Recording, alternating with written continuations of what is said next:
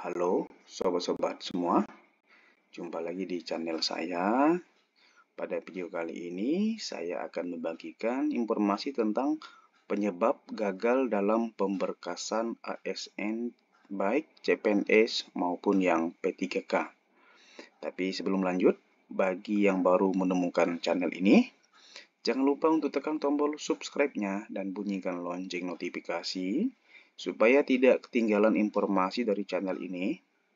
Kemudian berikan jempolnya, tuliskan komentar Anda, serta bagikan video ini ya ke rekan-rekan Anda yang lainnya. Sobat-sobatku semua, perlu diketahui bahwa pemberkasan setelah dinyatakan lulus ASN, baik CPNS maupun P3K, itu yang pertama biasanya melalui pemberkasan yang sifatnya adalah pengisian DRH. Nanti di bawah tulisan kita dinyatakan lulus akan ada seperti ini ya. Kemudian juga ada pemberkasan fisik. Ini sifatnya opsional ya, karena tergantung dari instansi. Ada instansi yang meminta pemberkasan fisik dan ada yang tidak lagi memerlukan pemberkasan fisik karena hanya diperoleh datanya dari pengisian DRH ini. Dan perlu diingat juga oleh sobat-sobatku semua bahwa pemberkasan akhir itu lebih ketat dan teliti ya. Jadi bukan berarti di seleksi administrasi yang sebelumnya sobatku bisa aman, belum tentu nanti di seleksi yang akhir ini bisa menggugurkan juga. Nah, sobat-sobatku semua, kita lihat dulu yang pertama adalah ini ya. Nomor 1 adalah kualifikasi pendidikan yang tidak sesuai. Nah, disinilah yang paling bisa dikatakan mematikan untuk sobat-sobatku semua bisa gagal dalam pemberkasan akhir ya. Jangan sampai tidak sesuai dengan ijazah kita, jurusan ataupun bidang yang kita lamar. Kalau tidak sesuai atau dinyatakan nanti tidak sama, maka bisa menggugurkan kita ya. Tapi harapannya tidak ada yang gagal di bagian nomor 1 ini. Kemudian yang kedua, ini berkaitan dengan kesalahan entry data.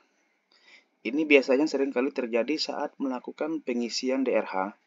Banyak sekali peserta yang gagal ketika dia salah dalam entry data. Ketika dia salah dalam mengisi datanya. Ya. Kemudian yang ketiga adalah masih terdata sebagai pengurus partai politik. Nah, ini tidak boleh ya sobat-sobatku semua, karena kita sebagai ASN baik PNS maupun yang P3K, kita dinyatakan tidak boleh terlibat atau aktif di dalam sebuah kepengurusan partai politik ya. Karena kita juga akan nanti meminta atau diminta surat pernyataan tidak aktif dalam kepengurusan partai politik ya. Kemudian yang keempat adalah kita dinyatakan tidak sehat jasmani dan rohani. Nah, nanti di sini akan ketahuan ketika kita nanti akan membuat sebuah surat keterangan yang menyatakan kita itu sehat jasmani ya. Kemudian sehat rohani, bahkan juga nanti bisa menggugurkan kita di bagian surat bebas nafsa ya. Ini juga sebenarnya nomor 4 ini berkaitan dengan SKCK juga. Jika kita sebelumnya sudah pernah terlibat dalam kegiatan kriminal, nanti SKCK-nya tidak bisa keluar sehingga bisa membatalkan kita untuk lulus sebagai ASN baik P3K maupun yang CPNS. Kemudian yang kelima adalah ada berkas yang tertukar. Maksudnya di sini sobat-sobatku semua adalah ketika kita diminta upload SKCK, tetapi kita yang diupload adalah ijazah atau ada berkas-berkas lain yang tertukar saat kita menguploadnya. Kemudian yang keenam adalah terlambat mengurus pemberkasan. Jangan sampai ya, bisa membuat kita gagal nanti atau batal dalam pemberkasan untuk menjadi ASN. Kemudian yang ketujuh adalah mengundurkan diri. Ini sudah pasti akan membatalkan kita. Kemudian yang kedelapan juga sama, meninggal dunia ya.